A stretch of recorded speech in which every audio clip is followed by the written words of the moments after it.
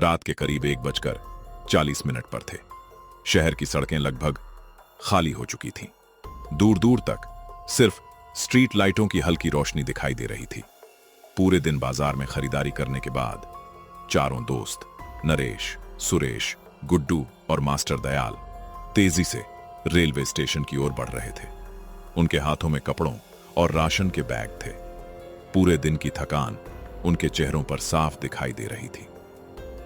यार प्लीज जल्दी करो, अगर गांव वाली ट्रेन निकल गई तो सोचो हमें सुनसान जगह पर सुबह तक क्या करेंगे। बहुत बुरा फंस जाएंगे। तू हर बार पहले डर जाता है। ट्रेन अभी होगी, पहले स्टेशन तो पहुंचने दे। मुझे तो बस किसी तरह घर पहुंचना है। इतना चला हूं कि पैरों में जान ही नहीं बची। धैर्य रखो बेटा, घबराने से ट्रेन जल्दी नहीं आएगी। कुछ ही मिनटों बाद चारों बरगांव रेलवे स्टेशन पहुंच गए। स्टेशन छोटा था और रात के उस समय लगभग वीरान। पीली टिमटिमाती लाइटें प्लेटफॉर्म पर अजीब सी उदासी फैला रही थीं। चारों ने राहत की सांस ली। रेल की पटरी बिल्कुल खाली थी। शुक्र है ट्रेन अभी तक नहीं आई। देखा, बेकार में जान निकल रही थी तेरी। तभी अचानक पुराने लाउड स्पीकर से खरखराती आवाज गूंज उठी। यात्रियों से अनुरोध है कि बरगांव से शिवपुर जाने वाली अंतिम पैसेंजर ट्रेन तकनीकी कारणों से रद्द कर दी गई है। अगली ट्रेन सुबह 5:15 बजे उपलब्ध होगी। हुई असुविधा के लिए खेद है। कुछ पल के लिए चारों एक दूसरे का चेहरा देखने लगे। मतलब अब पूरे 3 घंटे यहीं बिताने पड़ेंगे। और कोई रास्ता भी नहीं है बेटा। इतनी रात में गांव जाने के लिए कोई गाड़ी नहीं मिलेगी। आज किस्मत भी हमारा मजाक उड़ा रही है। चारों ने प्लेटफॉर्म की एक पुरानी लोहे की बेंच पर बैठने का फैसला किया। पूरा स्टेशन फिर से शांत हो गया। करीब आधा घंटा बीत चुका था। हवा बिल्कुल बंद थी। सिर्फ स्टेशन की पुरानी घड़ी की टिक टिक सुनाई दे रही थी। अचानक गुड्डू की नजर प्लेटफॉर्म नंबर 2 की तरफ गई। वह एकदम चुप हो गया। क्या हुआ? ऐसे क्या देख रहा है? उधर कोई खड़ा है। तीनों ने उसी दिशा में देखा। दूर अंधेरे में एक आदमी बिल्कुल स्थिर खड़ा था। उसने लंबा काला कोट पहन रखा था। हाथ में पुरानी काली छतरी थी, जबकि बारिश बिल्कुल नहीं हो रही थी। अरे अभी कुछ देर पहले तो वहां कोई नहीं था। शायद कोई और यात्री होगा। धीरे धीरे वह आदमी उनकी ओर चलने लगा। उसके कदमों की आवाज पूरे स्टेशन में गूंज रही थी। कुछ ही पलों में वह उनके सामने आकर रुक गया। उसका चेहरा बिल्कुल शांत था, लेकिन उसकी आंखों में अजीब सी उदासी थी। बेटा, रतन एक्सप्रेस कितने बजे आएगी? चारों ने एक दूसरे की तरफ देखा। बाबा, यहां ऐसी कोई ट्रेन नहीं चलती। अजनबी ने हल्की मुस्कान दी। कैसी बात कर रहे हो? मैं तो उसी ट्रेन का इंतजार कर रहा हूं। उसने अपनी जेब से एक पुराना रेल टिकट निकाला। लो, देख लो। नरेश ने टिकट हाथ में लिया। टिकट पीला पड़ चुका था। कागज जगह जगह से फटा हुआ था, लेकिन उस पर लिखी तारीख साफ दिखाई दे रही थी। 17 जुलाई 1998 पे नरेश का चेहरा सफेद पड़ गया। क्या हुआ?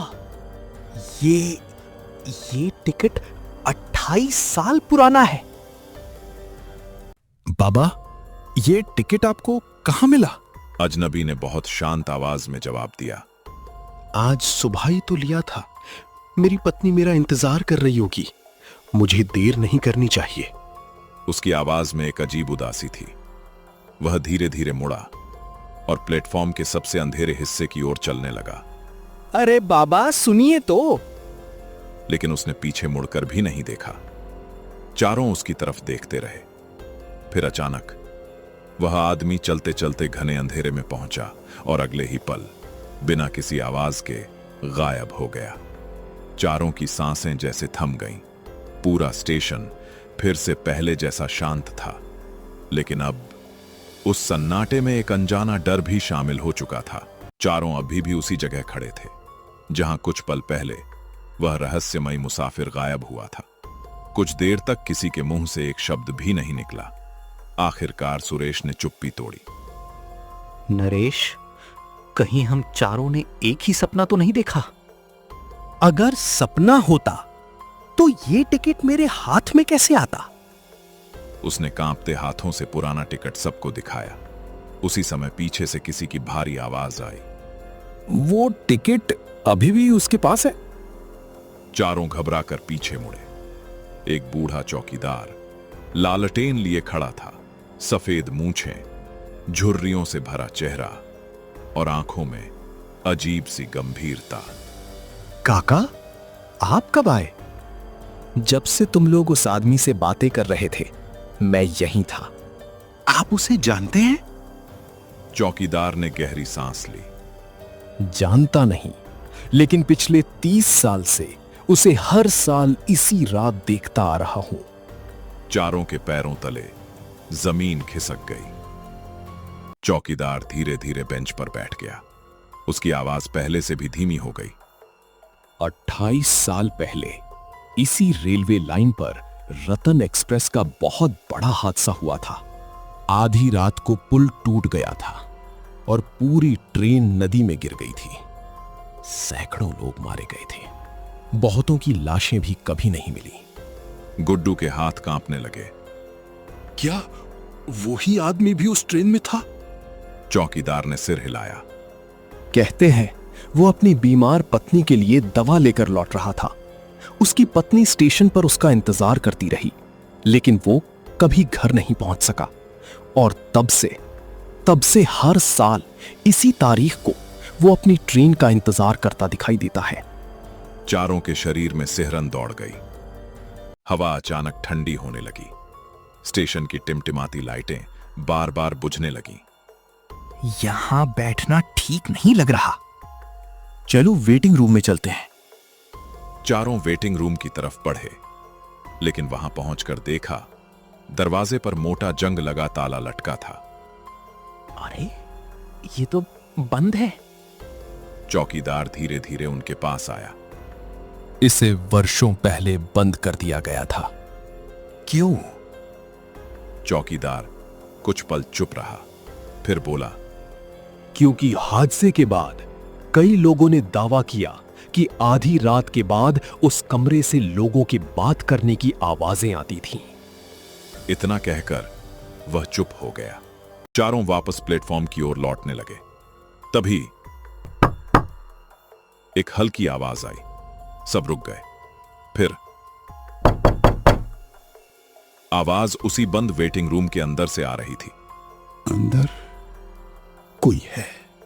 अचानक दरवाजे का हैंडल अपने आप धीरे धीरे हिलने लगा। लोहे का ताला हिल रहा था, मानो अंदर से कोई पूरी ताकत से दरवाजा खोलने की कोशिश कर रहा हो। पीछे हटो। चारों एक साथ पीछे हट गए। कुछ सेकंड बाद सब कुछ फिर से शांत हो गया। डर के बावजूद नरेश की नजर वेटिंग रूम की टूटी हुई खिड़की पर पड़ी। वह धीरे धीरे खिड़की के पास गया। अंदर घुप अंधेरा था, लेकिन चांद की हल्की रोशनी कमरे की एक दीवार पर पड़ रही थी। वहां एक पुरानी तस्वीर टंगी हुई थी।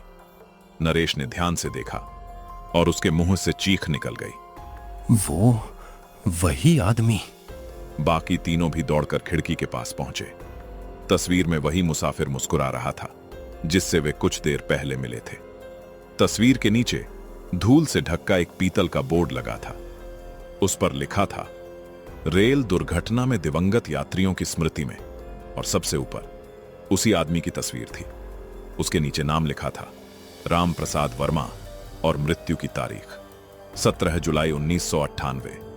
चारों एक दूसरे की तरफ देखने लगे। तभी पीछे से किसी की बहुत धीमी आवाज आई। बेटा, मेरी ट्रेन आ गई क्या? चारों ने घबराकर पीछे देखा, लेकिन वहां कोई भी नहीं था। पूरा प्लेटफॉर्म पहले की तरह सुनसान पड़ा था। सिर्फ हवा की ठंडी सरसराहट और स्टेशन की पुरानी घड़ी की आवाज सुनाई दे रही थी। गुड्डू का गला सूखने लगा।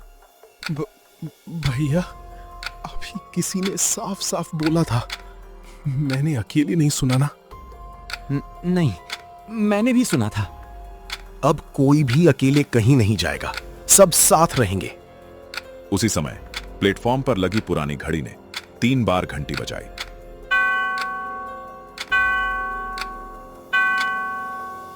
घड़ी की आखिरी आवाज खत्म होते ही पूरे स्टेशन की सारी लाइटें एक साथ बुझ गईं। कुछ सेकंड तक चारों तरफ घना अंधेरा छा गया। फिर लाइटें वापस जलीं, लेकिन अब प्लेटफॉर्म पहले जैसा नहीं था। चारों ओर हल्का सा सफेद कोहरा फैल चुका था। अचानक दूर से ट्रेन के हॉर्न की आवाज गूंज उठी। चौकीदार का चेहरा अचानक डर से पीला पड़ गया।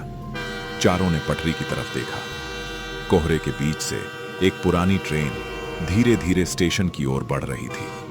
उसके डिब्बे पुराने थे, खिड़कियां टूटी हुई थीं और सबसे डरावनी बात, उस ट्रेन के आगे कोई इंजन नहीं था।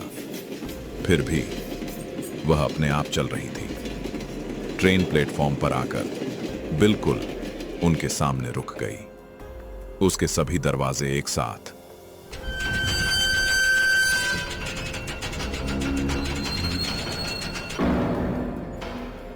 की आवाज के साथ खुल गए, लेकिन अंदर कोई दिखाई नहीं दे रहा था।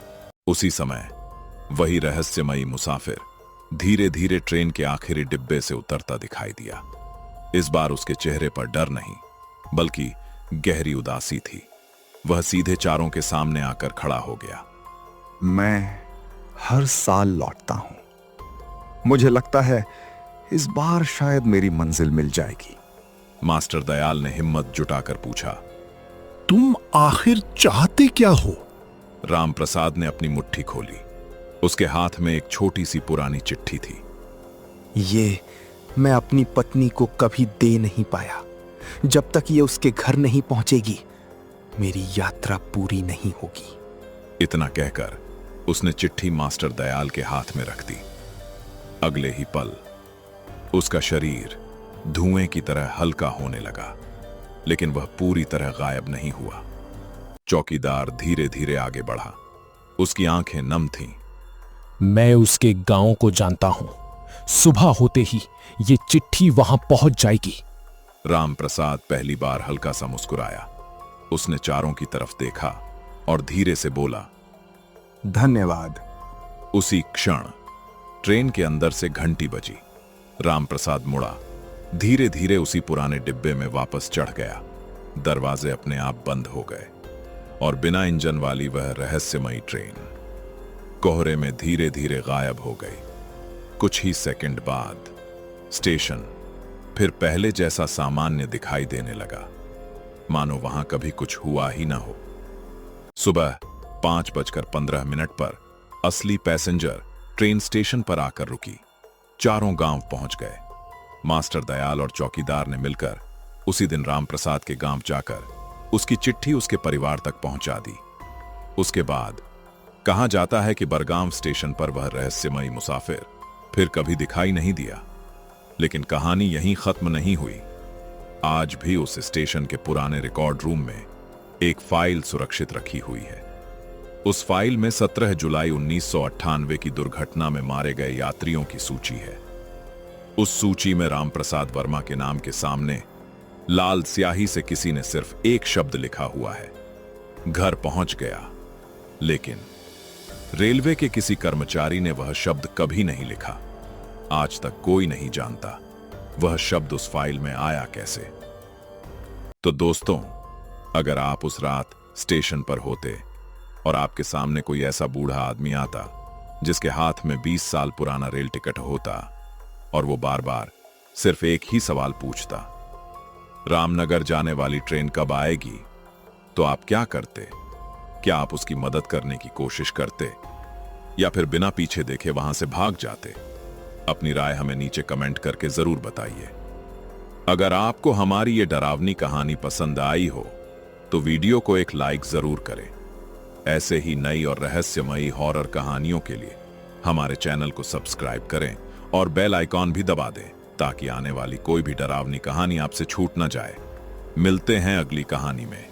एक और ऐसे ही रहस्यमयी सफर के साथ। तब तक अपना और अपने परिवार का ख्याल रखिए, क्योंकि कौन जाने अगली बार किसी सुनसान रेलवे स्टेशन पर आपका सामना किससे हो जाए।